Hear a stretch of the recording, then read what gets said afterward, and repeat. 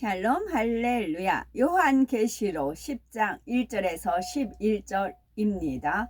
내가 또 보니 힘센 다른 천사가 구름을 입고 하늘에서 내려오는데 그 머리 위에 무지개가 있고 그 얼굴은 해 같고 그 발은 불기둥 같으며 그 손에는 펴 놓인 작은 두루마리를 들고 그 오른발은 바다를 밟고 왼발은 땅을 밟고 사자가 부르짖는 것 같이 큰 소리로 외치니 그가 외칠 때에 일곱 우레가 그 소리를 내어 말하더라. 일곱 우레가 말을 할 때에 내가 기록하려고 하다가 곧 들으니 하늘에서 소리가 나서 말하기를 일곱 우레가 말한 것을 임봉하고 기록하지 말라 하더라. 내가 본 바 바다와 땅을 밟고 서 있는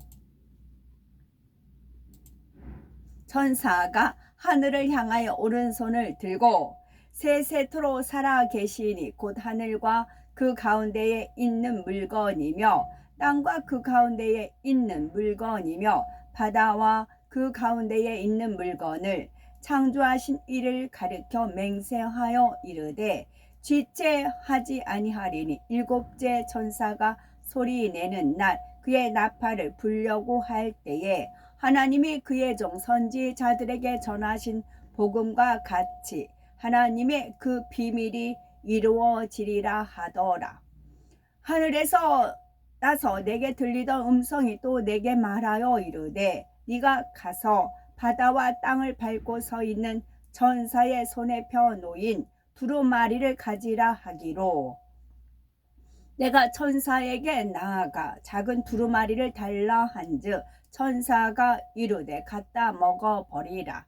네 배에는 쓰나 네 입에는 꿀같이 달리라 하거늘 내가 천사의 손에서 작은 두루마리를 갖다 먹어버리니 내 입에는 꿀같이 타나 먹은 후에 내 배에서는 쓰게 되더라.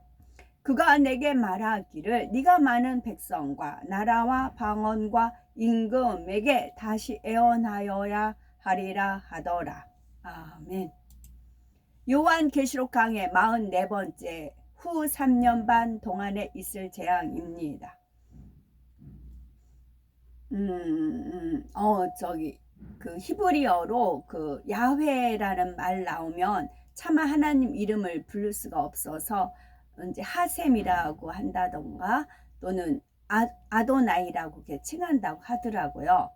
근데 제가 이제 히브리어를 그냥 받아서 이제 유튜브 상으로 나오는 거 받아서 이제 한글로 적어서 그냥 그거 읽습니다. 그러니까 발음이 틀리고 당연히 그렇습니다. 근데 그거 시편을 읽는 목적은 야훼를 야훼로 읽기 위해서입니다.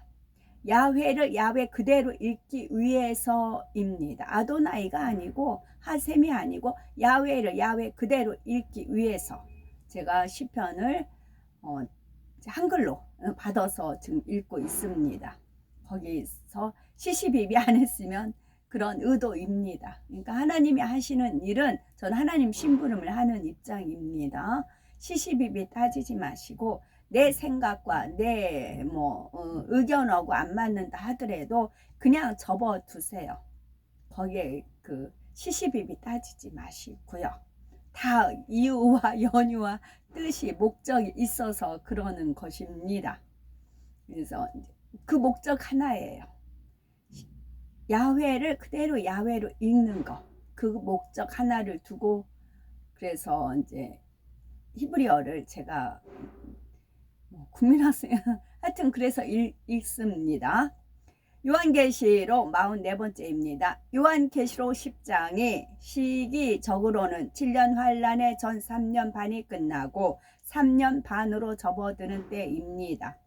7년 환란 전체를 볼 때는 막간이라 할 수 있으며 3차 세계대전은 중반을 넘어서는 때이고요. 적그리스도에 의한 본격적인 환란이 시작되는 후 3년 반을 향해 치달아 가고 있습니다. 요한계시록 10장 1절에 내가 또 보니 힘센 다른 천사가 구름을 입고 하늘에서 내려오는데 그 머리 위에 무지개가 있고 그 얼굴은 해 같고 그 발은 불기둥 같다. 힘센 다른 천사라 했는데 이는 그만큼 높은 위치의 천사라는 뜻입니다. 본문에 나오는 천사는 하나님의 보호자 옆에 있는 천사들 중에 하나이지요. 천사들 사이에도 정확한 서열이 있습니다. 아무나 하나님의 보호자 옆에 가까이 갈 수가 있는 것이 아니지요. 이 천사는 하나님 앞에서 직접 명을 받들어 행하는 천사입니다. 7년 환란 동안에도 점점 더 악으로 관영해 가는 이 땅을 심판할 권세를 받은 천사들이지요. 구름을 입고 하늘에서 내려온다 했습니다. 주님께서도 장차 공중에 강림하실 때 영광의 구름을 타고 내려오십니다. 장차 천국에 가서 구름 자가용을 탈 수 있는 자격도 아무에게나 주어지는 것이 아니고요. 구름은 영광을 의미합니다. 이러한 구름을 입고 하늘에서 내려온다는 것은 하나님으로부터 직접 명을 받아 수행할 만큼 인정받는 높은 위치의 천사임을 말해주지요. 그 머리 위에는 무지개가 있다 했습니다. 무지개는 약속의 증표이지요. 하나님께서 말씀하신 그대로 정확하게 심판이 이루어질 것을 의미합니다. 또한 무지개는 하나님의 보좌를 두르고 있습니다. 이러한 무지개를 그 머리 위에 두었으니 이 천사가 얼마나 큰 권세를 가지고 있는지를 나타내 주지요. 그 위엄과 능력이 대단합니다. 얼굴은 해 같다 하였지요. 이 역시 지극한 위엄을 나타냅니다. 또한 정오의 해와 같이 공의 가운데 정확하게 모든 것을 두루 살핀다는 의미입니다. 다음으로 발은 불기둥 같다 했습니다. 이는 불로 심판할 권세가 있음을 나타내지요. 결국 구름, 무지개, 해, 불기둥 이와 같은 표현들은 이 천사의 능력과 권세를 나타냅니다. 하나님께서 언약해 놓으신 심판의 권세를 대신 받아가지고 왔다는 말입니다. 7년 환란의 모든 것은 이처럼 하나님의 주권 아래서 하나님의 명령을 받은 천사들에 의해서 정확하게 이루어지게 됩니다. 요한계시록 10장 2절에서 3절에 그 손에 펴놓인 작은 책을 들고 그 오른발은 바다를 밟고 왼발은 땅을 밟고 사자의 부르짖는 것과 같이 큰 소리로 외치니 외칠 때에 7 우레가 그 소리를 발하더라. 여기서 굳이 작은 책이라 한 것은 전체적인 내용이 담긴 책이 아니라 일부의 내용이 담긴 책이기 때문입니다. 사도 요한이 보고 있는 그때로부터 시작해서 7년 환란이 끝날 때까지의 내용이 담긴 책이지요. 곧 후 3년 반에 있을 내용들만을 담긴 책입니다. 오른발을 바다를 왼발을 땅에 밟고 있다는 것은 하나님께서 천사에게 주신 권세 안에 모든 것이 포함되어 있다는 뜻입니다. 모든 공간의 주인이시며 주관자 되시는 하나님의 주권 아래 있다는 뜻이지요. 또 어떤 것도 이 심판을 피해 갈 수 없고 모든 것이 하나님의 권한 안에서 역사되어 간다는 말입니다. 이 천사는 사자의 부르짖는 것과 같은 큰 위엄과 권세로서 심판의 재앙을 선포합니다. 또한 특별히 사자의 부르짖음에 비유한 것은 내 생물 중에 사자에게는 재앙을 부리는 권세가 있기 때문입니다. 다음으로 천사가 외칠 때 7 우레가 소리를 발한다 했는데 우레는 사람들에게 공포와 두려움을 줍니다. 이는 이제부터 있을 재앙으로 인해 사람들이 공포와 두려움에 떨게 될 것을 의미하지요. 이 우레소리와 함께 작은 책에 기록된 내용들이 시작됨을 알리는 것입니다. 요한계시록 10장 4절에 7 우레가 발할 때에 내가 기록하려고 하다가 곧 들으니 하늘에서 소리 나서 말하기를 7 우레가 발한 것을 임봉하고 기록하지 말라 하더라 했습니다. 사도 요한은 7 의뢰에 담긴 재앙의 내용을 기록하려 하였으나 하나님께서는 그것을 기록지 못하게 하십니다. 그런데 요한계시록 22장 10절에 보면 오히려 또 내게 말하되 이 책의 애언의 말씀을 임봉하지 말라 때가 가까우니라 하셨지요. 그렇다면 왜 지금 7 의뢰가 바란 것을 임봉하고 기록하지 말라고 하시는 것일까요?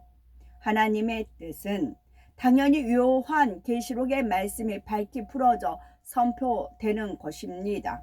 요한계시록 22장 19절에는 만일 누구든지 이 책의 애언의 말씀에서 제하여 버리면 하나님이 이 책에 기록된 생명나무와 및 거룩한 성의 참회함을 제하여 버리시리라 이렇게까지 말씀하고 계시지요.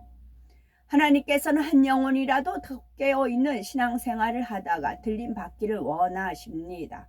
그런데 요한계시록은 세상 끝날에 있을 일을 기록해 놓은 책입니다. 따라서 그 내용이 풀어지는 시점이 매우 중요하지요. 주님의 재림이 가까워졌을 때 풀어져야 할 그 내용을 정확히 풀 수도 있고 가장 큰 효과를 낼 수도 있습니다. 또한 2000여 년 전에 계시록을 기록하면서 세상 끝날에 있을 일들에 대해서 구체적으로 기록할 수 없는 내용들도 있습니다. 모든 내용을 다 알려줄 수 없는 것도 있습니다. 예수님을 통한 구원의 도가 만세 전에 감추어진 비밀이었던 것과 같이 때로는 때가 이르기까지 감추어 놓아야 하는 내용도 있는 것입니다. 계시록의 7년 환란에 대한 내용 중에도 하나님께서는 실체를 알려주셔야 할 것과 그렇지 말아야 할 것이 있었습니다. 때가 되어서 그 실체가 드러나기까지 굳이 드러낼 필요가 없는 것이 있지요. 여러 가지 위험과 부담을 감수하면서까지 계시록의 내용을 풀고 있습니다.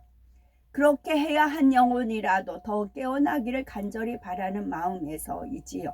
그러나 만약 100년 전 사람이로서 계시록의 내용을 풀었다면 이처럼 설명하는 것은 하나님께서 허락하지 않으셨을 것입니다. 그렇게 실체를 거론하며 설명한다 해도 믿을 사람이 거의 없었을 것이고 자칫 이단이니 잘못되었느니 이런 소리만 들었겠지요. 하지만 지금은 상황이 다릅니다. 실체를 거론하며 설명할 때 더 믿을 수가 있습니다. 지금 눈앞에 펼쳐지고 있는 현실이기 때문입니다. 이는 수천 년 전에 기록된 계시록의 말씀이 이처럼 정확하게 지금 현재 일어난 일들에 대해서 애원해 놓았다는 사실을 증명하지요. 사도 요한이 우리의 소리가 발할 때 들었던 내용을 굳이 기록하지 않도록 하신 이유도 마찬가지입니다. 미리 알려줘서 유익이 된다면 그렇게 하겠지만 그렇게 할 필요가 없지요. 어차피 때가 되면 그 실체들이 드러나고 모든 것을 알게 되기 때문입니다.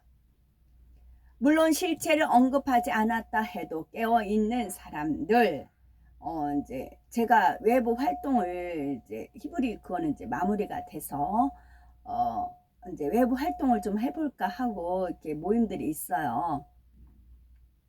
그러면 이제 일단 살핍니다. 제가 발을 디뎌놔도 되는가. 그런데 아까 말씀드렸던 스파이 첩차 간첩이 두드러지게 이제 두각을 나타내서 이제 일을 합니다. 그러면 이제 계속 힌트는 줬는데 그렇게 돼요. 그러면 계속 발을 뺄 수밖에 없어요. 이제 빼면 하나님 말씀대로 이방인의 수가 차서 이제 이스라엘로 넘어갈 수밖에 없는 상황 여건들이 돼요.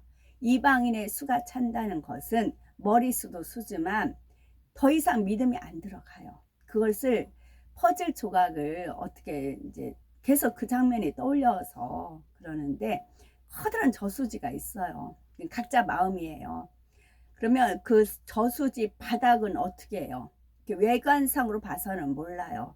저수지 바닥 밑에 보물이 숨겨 있는지, 깨진 병이 있는지, 고기가 파닥파닥 살아 있는 건지 몰라요. 물이 있어서는 몰라요. 뭐를 품던데, 양수기인가? 그걸로 막 이렇게 돌려가지고 물을 다 빼더라고요.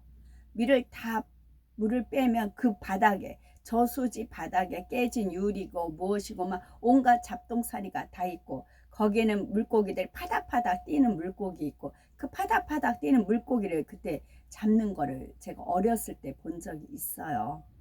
그것을 떠올려 주십니다. 각자 마음밭이 그동안 하나님의 말씀을 얼마큼 마음에 할례 했느냐에 따라서 물을 다 뽑았을 때 본인의 마음밭이 드러나는 겁니다. 그게 본인 거예요.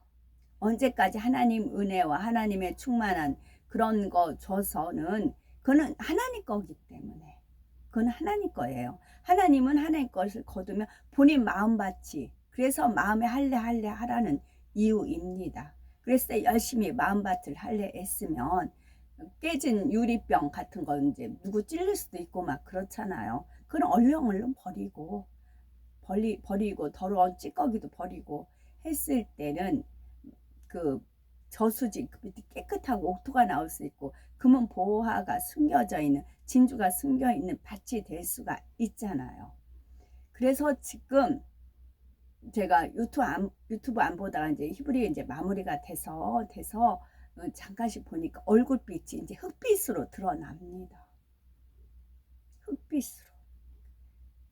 그래, 이것은 이방인의 수가 찼기 때문에 이스라엘로 복음이 들어갈 수밖에 없는 그런 타임이에요.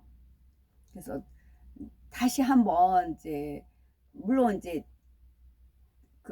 그냥 일반 다녔던 거기는 이제 자격 미달이란 말씀을 드렸어요. 음행의 그런 연고로 인해서 이제 자격 미달이라 거기는 가감히 손을 떼었고요, 발을 떼었고요. 믿는 사람들 중에 다시 한번 이제 가면 저는 제 희생을 하는 겁니다. 안 그래도 저는 하나님 은혜와 충만함이 있어요. 왜 그러냐면 2000년도에 3월 1일 날 퇴원을 해서 이제 뭐 두들겨 맞고 한평대는 기도원에 갇혀서 3, 4, 5월 3개월 걸 지냈댔잖아요. 그 시점으로 저를 이끌어 주세요. 그때도 너는 숨쉬고 살았다. 그러기 때문에 그때나 지금 두문부출하고 방 안에 있는 거나 저는 아무 상관이 없어요. 아까도 그 천국 생활, 잠깐 생활 딱 1년 중에 깨달음 주시잖아요. 활무지개, 생은 살아있는 거. 그 무지개와 같은 삶, 언약의 삶을 천국에선 산다. 그렇게 은혜를 주시잖아요. 저는 아쉬울 거 하나도 없어요. 그렇지만 더 은혜를 공유하고 나누어주고 충만하면, 충만한 사람 옆에 있으면 더 충만하니까 그렇게 나누어주고 싶은데 이젠 안 된다고요. 안 된다고요. 환경 조건이 허락이 안 돼요. 몇 가운데 제가 이제 이렇게 한번 여기 들어가 볼까 했는데 안 되더라고요. 첩자, 간첩, 스파이가 뻣뻣하게 기둥처럼 버티고 있어서 안 된다고요. 그걸 누굴 탓하겠어요? 이미 이방인의 수가 찬 거지요. 하나님과 교통하는 사람들은 이미 마음으로부터 느끼며 깨닫게 됩니다. 그래서 제가 너무 안타까워하니까 주님 왈 히브리 그 양해를 구하고, 잘 아는 분들은 막 거슬리잖아요. 저게 아니니까. 모르는 사람들은 그냥 넘어가지만 훤히 아는 사람들은 귀에 거슬리거든요. 그러니까 그분들한테 양해 구하고 야훼를 살리기 위해서, 야훼를 살리기 위해서 있는 거니까 거기에 몰두하라. 이스라엘로 복음 전파한 지금 상황이 그렇게 됐다고요. 제가 안 하고 뭐 하는 게 아니라, 게을러서가 아니고 여기저기 노크를 해서 한번 이제 들어가 볼까 했어요. 다녀볼까 했어요. 근데 그 간첩 스파이 첩자가 기둥처럼 버티고 있어요. 그러면 아무 소용이 없어요. 아무리 외치고 외쳐도 눈이 가려지고 귀가 가려진 사람들은 그것을 자신의 말씀으로 받으려 하지 않지요. 그래서 결국은 성경 말씀대로 흘러가는 것입니다. 7 의뢰에 담긴 내용이 무엇인지도 구체적으로 기록하지 않게 하신 것이고요. 그때 가면 모든 사람들이 눈앞에 펼쳐지는 현실의 상황들을 보면서 이것이 7 의뢰 소리에 담긴 내용이었구나 하며 밝히 알게 됩니다. 그때 가서야 사람들은 모든 것을 깨달으며 적그리스도에 대해서도 알게 되지요. 그 전까지는 아무리 알려주고 깨우쳐 주려 해도 알지 못하고 깨닫지 못한다는 말입니다. 누가복음 8장 10절에 보면 예수님께서 가라사대 하나님의 나라의 비밀을 아는 것이 너희에게는 허락되었으나 다른 사람에게는 비유로 하나니 이는 저희로 보아도 보지 못하고 들어도 깨닫지 못하게 하려 함이니라 말씀합니다. 들어도 깨닫지 못하게 하려 함이라. 누룩이 들어가면 안 되기 때문에, 오점이 있으면 안 되기 때문에, 하나님 나라는 빛의 세계예요. 첩자가 들어오면 안 되기 때문에, 스파이, 간첩이 들어오면 안 되기 때문에 그래요. 들어도 깨닫지 못하게 하려 함이니라. 그래서 영 분별, 그래서 영을 분별해서 가지치기 안 하는 이상은 그냥 뭐 같이 커야죠. 어떻게 해요. 예수님 당시에도 모든 사람들이 예수님에 대해 밝게 알아보고 구원에 이르렀으면 좋겠지만 그렇지가 않았습니다. 하나님의 나라의 비밀에 대해 아는 것이 누구에게나 허락된 것이 아니었습니다. 그렇다고 어떤 특정한 사람에게만 알려줘서 그들만 구원받게 하신다는 뜻이 아닙니다. 예수님께서는 누구에게나 동일하게 알려주셔도 듣는 사람들 편에서 받지를 않는 것입니다. 즉 보아도 보지 못하고 들어도 깨닫지 못하는 것입니다.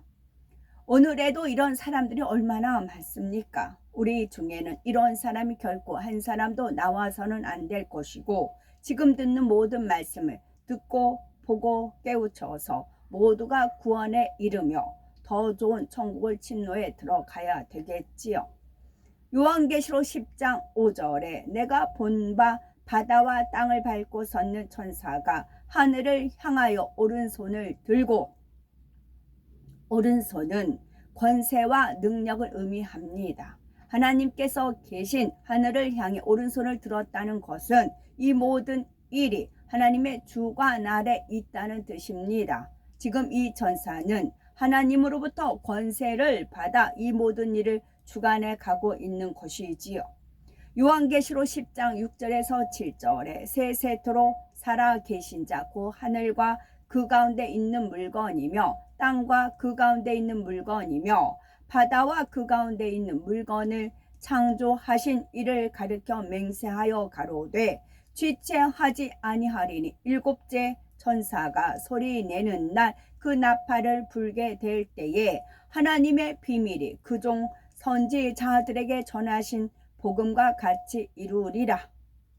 이는 곧 모든 것이 이루어질 때가 되었으니 때에 맞추어 이루어지게 된다는 뜻입니다. 하나님께서는 모든 천하 만물을 지으셨지요. 그리고 그 천하 만물이 운행하는 모든 이치와 질서를 정하셨습니다. 한치의 오차도 없이 운행되는 것입니다. 만약 태양계 안에 있는 별들의 운행이 조금만 질서를 벗어난다 해도 지구에는 엄청난 영향을 주게 됩니다. 또한 지구 위에서 운행되는 모든 자연의 이치와 질서도 정확해야 합니다. 더 빨라도 안 되고 더 늦어도 안 되는 수많은 자연의 현상들이 오차 없이 돌아갑니다. 인간 경작의 모든 역사도 마찬가지입니다. 하나님께서 공의 가운데 정하신 질서에 따라 인간 경작은 마지막 날까지 진행이 됩니다. 7년 환란이 오는 시점도 7년 환란 중에 각각의 재앙이 임하는 시점도 임의대로 정해지는 것이 아니지요. 공의의 법칙에 따라 정확한 시와 때를 맞추게 됩니다. 그러므로 지금 힘센 천사에 의해서 선포되는 후 3년 반의 모든 재앙들도 정확한 시점에 맞추어 펼쳐지지요. 지체하지 아니한다고 말씀한 대로입니다. 후 3년 반의 시작을 알리는 신호가 바로 7째 천사가 부는 나팔 소리입니다. 6째 천사의 나팔 소리까지는 7년 환란 중에 전 3년 반의 환란이지요. 그렇다면 7째 천사의 나팔 소리와 함께 펼쳐지게 될 하나님의 비밀은 무엇일까요? 여기서 비밀이라 말씀하신 이유는 때가 되기까지는 감추어 있어야 하기 때문입니다. 고린도전서 2장 7절에 보면 오직 비밀한 가운데 있는 하나님의 지혜를 말하는 것이니 곧 감추었던 것인데 하나님이 우리의 영광을 위하사 만세 전에 미리 정하신 것이라 했습니다. 인류의 구세주 되시는 예수 그리스도와 십자가 구원의 섭리에 대한 것을 하나님께서는 비밀로 감추어 두셨지요. 물론 구세주 예수님에 대한 내용은 하나님의 종들을 통해 구약 곳곳에 이미 예언해 놓았습니다. 하지만 정작 그 안에 담긴 구원의 섭리는 비밀로 감추어 두신 것이지요. 때가 되어 십자가 구원의 섭리가 성취될 때 그 비밀이 드러난 것입니다. 이외에도 하나님의 사람들을 통해 성경에 기록해 놓은 하나님의 말씀은 지금까지 정확하게 성취되어 왔습니다. 앞으로 일어날 일들도 마찬가지입니다. 하나님께서는 7년 환란에 대한 것도 성경 곳곳에 기록하도록 역사하시었지요. 물론 비밀로 감춰 놓으신 것도 있습니다. 분명히 성경에는 기록되어 있음에도 때가 되어 그 모든 일들이 현실로 드러나기까지는 사람들로 하여금 깨닫지 못하게 하신 것입니다. 하지만 모두에게 감춰 놓으신 것은 아닙니다. 아모스 3장 7절에 주 여호와께서는 자기의 비밀을 그 종 선지자들에게 보이지 아니하시고는 결코 행하심이 없으시리라 하셨기 때문입니다. 따라서 하나님께서는 마지막에 있을 주님의 재림과 7년 환란, 1000년 왕국 등에 대해서도 필요에 따라 반드시 알려주시지요. 합당한 하나님의 사람을 통해서 말입니다. 문제는 이처럼 알려주어도 그것을 믿느냐 믿지 않느냐는 듣는 사람, 본인의 선택이라는 점입니다. 아무리 깊은 비밀을 알려주어도 정작 듣는 사람이 믿지 않으면 소용이 없습니다. 증거되는 말씀도 수많은 사람들에게 전해질 것입니다. 그러나 이 말씀을 듣는 사람들 중에도 어떤 사람은 믿고 깨어나겠지만 어떤 사람은 믿지 않겠지요. 마음의 할례입니다. 내 마음을 옥토로 만들어서 열매를 맺는 것, 그 열매가 본인들 겁니다. 하지만 막상 이 말씀에 예언된 모든 일들이 자신들의 눈앞에 펼쳐지게 되면 그때는 많은 사람들이 믿을 것입니다. 그날을 위해서 하나님께서는 우리가 휴거되고 난 후에 있을 이 모든 일들에 대해서까지 알려주시는 것이지요. 물론 그때 가서도 믿지 않는 사람은 있습니다. 그렇기 때문에 그들은 결국 멸망으로 갈 수밖에 없지요. 본문에 나오는 하나님의 비밀은 어떤 내용일까요? 적그리스도의 멸망과 그 후에 도래할 천년 왕국에 대한 것입니다.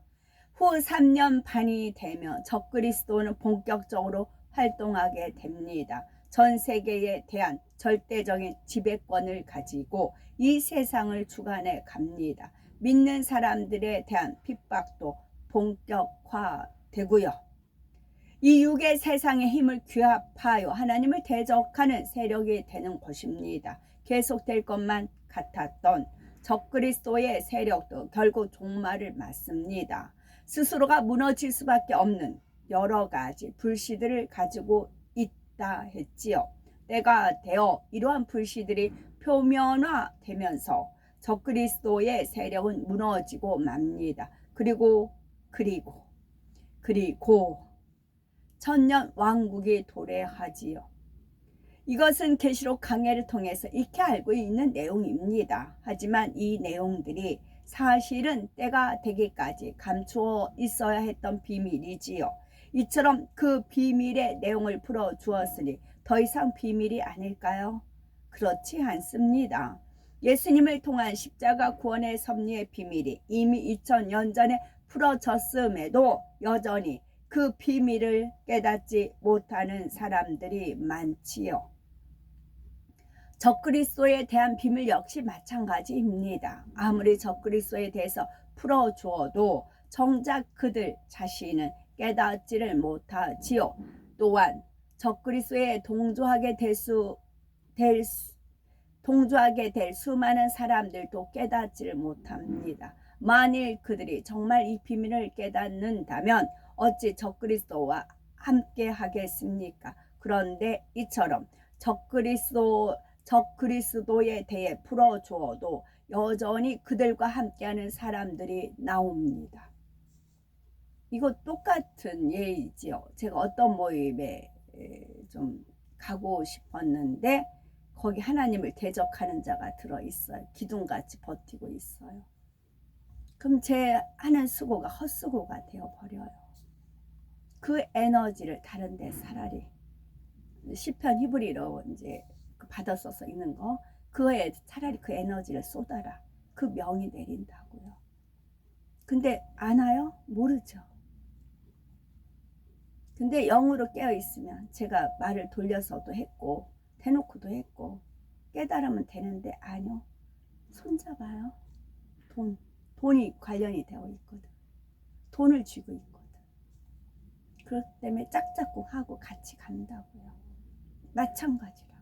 아무리 저자가 적그리스도라고 해도 그래 믿나요? 믿는 건 행함이 따르는 거예요. 아니라고요. 같이 그냥 짝짝꿍해서 나갈 뿐이라고요. 아무리 예수 그리스도에 대해서 전에도 전혀 듣지 않는 사람들처럼 말입니다. 벌써 모임 3개가 있더라고요. 가볼까 했어요. 다 기둥같이 버티고 있어요. 빠져요. 그 사람 제거 못합니다. 머리급인데 돈줄인데 그 사람 같이 갑니다. 그러면 결국은 하나님이 일을 방해하는 자라고요. 돕는 자가 아니고 하나님 일을 방해하는 자라고요.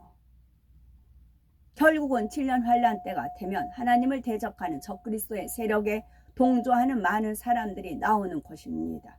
비밀에 담긴 내용을 풀어주어도 그것을 전혀 깨닫지 못하기 때문입니다.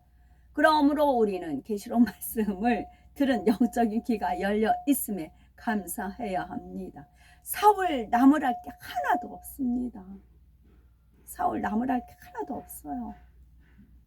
계시록 10장 8절에서 9절 하늘에서 나서 내게 들리던 음성이 또 내게 말하되 네가 가서 바다와 땅을 밟고 섰는 천사의 손에 펴 놓인 책을 가지라 하기로 내가 천사에게 나아가 작은 책을 달라 한즉 천사가 가로되 갖다 먹어 버리라. 네 배에는 쓰나 네 입에는 꿀같이 달리라 하거늘. 그러면 이제 저가 거기 모임에 껴 있어요. 그럼 저도 이제 그걸 알아요. 그러면 네 입장이라면 너는 어떻게 하겠느냐 하면은 저는 기도해요. 그런 상황 많이 있었습니다. 그러면 기도해요. 그러면 하나님께서 성결의 지혜를 주십니다. 피할 건 피하게 하고 접할 건 접하게 하고 뱀같이 지혜롭고 비둘같이 순결하게 해서 내 영혼을 지킵니다. 내 영혼을 짱짱하게 도리어 내 영혼을 짱짱하게 지킵니다. 하나님께서는 지금 사도 요한에게 그래서 손을 댈 수가 없는 상황이에요. 그러니까 저는 물론 빠지고 이방인의 수가 찼다 인정하고 이스라엘로 가는 겁니다. 요한에게 7년 환란에 대해서 적힌 책을 가지라 하십니다. 특별히 후 3년 반에 대한 내용이 담긴 책이지요. 사도 요한은 하나님과 교통하는 자로서 충분히 그 내용을 이해할 수 있기에 지금 허락하고 계신 것입니다. 그렇지만 모두에게 허락된 것이 아니기에 사도 요한으로 하여금 그 책을 가져오다가 먹어버리라 말씀하고 있지요. 사도 요한에게 많은 것을 알려주셨지만 어떤 것은 입을 다물어야 할 것이 있고 어떤 것은 흐름만 말해줘야 할 것도 있습니다. 또 어떤 사람에게는 알려줌으로 인해 오히려 시험에 들어 실족하는 경우가 있는가 하면 반면에 어떤 사람에게는 살짝만 알려줘도 그 안에서 많은 것을 깨닫는 경우도 있습니다.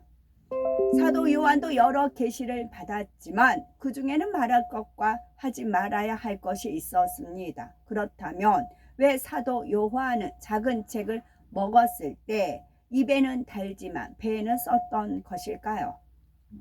먼저 입에는 달다는 것은 하나님의 말씀을 깨달아질 때 느끼는 기쁨과 감사와 감격을 의미합니다. 시편 119편 103절에 같은 고백이 저절로 나왔을 것입니다. 주의 말씀의 맛이 내게 어찌 그리 단지요 내 입의 꿀보다 더하니이다. 또한 시편 19편 10절과 같이 금 곧 많은 정금보다 더 사모할 것이며 꿀과 송이꿀보다 더 달도다 고백하지요.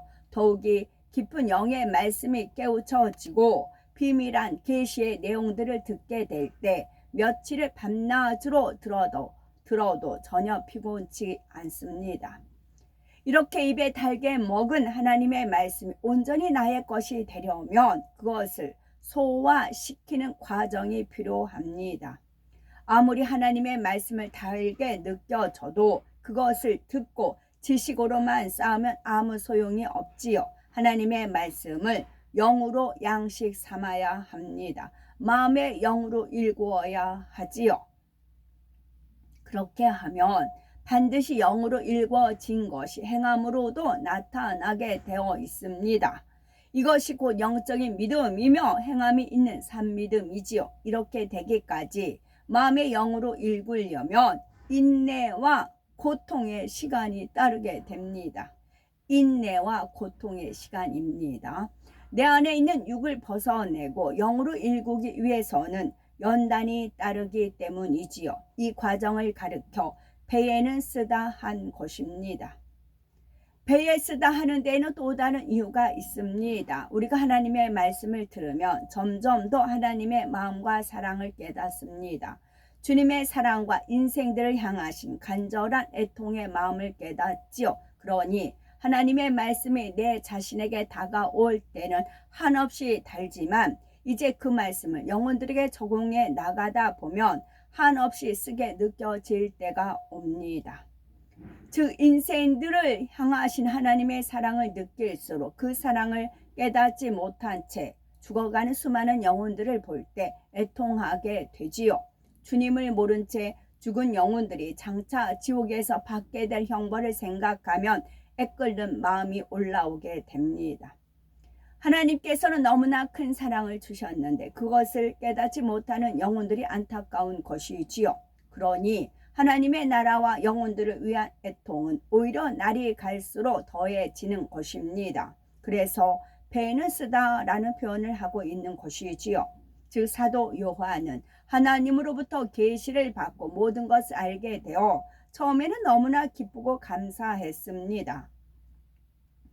받은 내용을 붙잡고 기도하면 할수록 더 많은 것이 깨우쳐졌지요. 장차 이 땅에 임할 재앙과 그 재앙으로 인해 고통받을 인생들, 이러한 것들로 인해서 애통하게 되었습니다. 이것이 바로 내가 천사의 손에서 작은 책을 갖다 먹어버리니 내 입에는 꿀같이 다나 먹은 후에 내 배에서는 쓰게 되더라 라는 말씀에 담긴 의미입니다.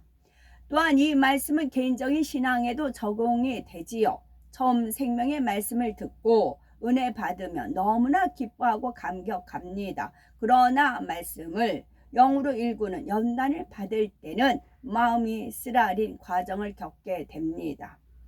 요한계시록 10장 11절에 저가 내게 말하기를 네가 많은 백성과 나라와 방언과 임금에게 다시 애원하여야 하리라 하더라 하였습니다. 사도 요한의 사명은 여기서 끝이 아니라 이제 이후로도 보여주고 알려주시는 내용을 다시 전해야 합니다. 한 영혼이라도 더 듣고 깨우쳐서 구원에 이르는 것이 하나님의 뜻이지요. 그래서 하나님께서는 어떻게든 하나님의 사람들을 통해 끝까지 이 비밀한 말씀들을 선포하게 하십니다. 설령 이 비밀을 깨닫지 못하는 사람이 여전히 많다 하더라도 하나님께서는 공의 가운데 최선을 다하시는 것입니다. 사도 요한은 하나님의 주관하심에 따라 자신이 말해야 할 것과 그렇지 말아야 할 것을 정확히 구분하고 있습니다. 자신의 느낌이나 감정에 따라 생각을 동원하지 않았지요. 육신의 생각이나 사심이 있는 사람은 자기 생각 가운데 보태거나 뺄 수가 있습니다. 계시를 받는다, 예언을 한다 하는 사람들 중에 이처럼 육신의 생각과 사심으로 인해 생각을 동원하는 경우들이 있습니다. 설령 하나님께서 어떤 것을 알려주셨을 때도 영으로 일궈지지 않은 가운데 마음에 절제하지 못하니 문제가 생깁니다. 해야 할 말과 하지 말아야 할 말을 주관받지 못하기 때문이지요. 하나님께서는 아무에게나 비밀한 말씀을 알려주시지 않습니다. 육신의 생각이 없고 사심이 없으며 그만큼 마음을 영으로 이룬 사람에게 역사하십니다. 이러한 원리는 꼭 하나님과 교통하는 사람에게만 해당하는 것이 아니지요.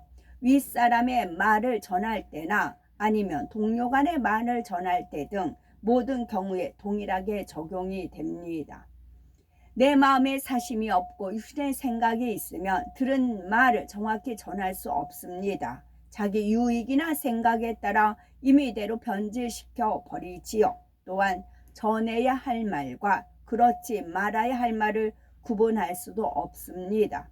전하지 말아야 할 말을 엉뚱하게 전하기도 하고 꼭 전해야 할 말을 빠뜨리기도 하지요. 또한 입에 달 때는 금방 받아 먹지만 이내 쓰게 느껴지면 뱉어 버리기도 합니다. 자기가 좋아서 아멘 해놓고는 나중에 힘들어지면 핑계나 이유를 대지요. 배에 쓰게 느껴지는 과정을 이기지 못하여 다시 뱉어내는 사람도 있습니다. 하나님의 말씀을 영으로 일구지 못한 채 여전히 지식으로만 가지고 있는 것입니다. 이러한 것을 잘 깨달아서 신속히 육신의 생각과 사심을 버리시기 바라고 그래야 성령의 밝은 음성과 주관과 인도를 받으며 하나님의 뜻을 쫓을 수가 있습니다. 하나님께서 믿고 비밀한 것도 알려주실 수가 있는 것이지요. 고린도전서 4장 1절에 사람이 마땅히 우리를 그리스도의 일꾼요 하나님의 비밀을 맡은 자로 여길지어다 하신 말씀대로입니다. 이처럼 하나님의 나라의 비밀까지라도 맡을 수 있는 우리가 되셨으면 좋겠습니다. 아멘. 얼마 전에 어떤 분이 그 구두가 빨간색인데 그 빨간색이 참 예뻤어요. 너무 예뻤어요. 반 부츠였는데 단화였는데 여름이었어요. 근데 여름인데도 너무 색상이 예뻤어요. 어머 너무 예뻐요. 이제 그랬어요. 이거 비싸죠? 네, 그랬어요. 한 10만 원 할 것 같아요. 이제 넘겨 집은 겁니다. 그랬더니 그렇다고 10만 원이라고 그래요.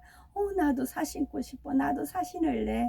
주님한테 한 얘기였었어요. 그때 주님의 발이 주석같이 빛난 발 같고 이제 계시록 말씀을 읽을 때였어요. 그 말씀이 떠올랐어요. 주님과 주석께 이제 그래서 이 빨간 신발 신으면 주석같이 빛난 나도 발 되겠다. 그런 마음이 딱 떠올라서 그래서 그러면 이제 자기가 이 사는 가게를 알려주겠다. 그래서 암암리에 어떻게 약속이 됐습니다. 그리고 이제 세월이 흘렀어요.